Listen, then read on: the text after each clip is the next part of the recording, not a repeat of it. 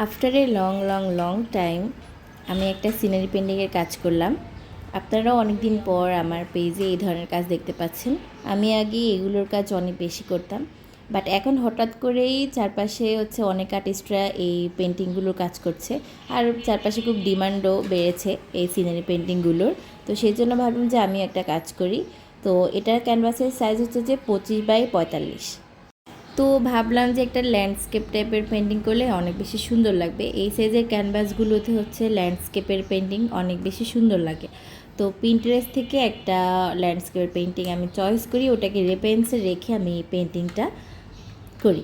তো এখানে যে আমি হাইলাইট রাখবো, পেছনে একটা পাহাড় আমি দিলাম। তো এটাকে আমি একটু হাইলাইট রাখার চেষ্টা করলাম যাতে একটু কাশ্মীর টাইপের লাগে। তো কাশ্মীরে এই পাহাড়গুলো অনেক বেশি সুন্দর লাগে। তো এটাকে হাইলাইট রেখে আমি একটু সিনারি, একটু সবুজ, একটু কালারফুল রাখলাম।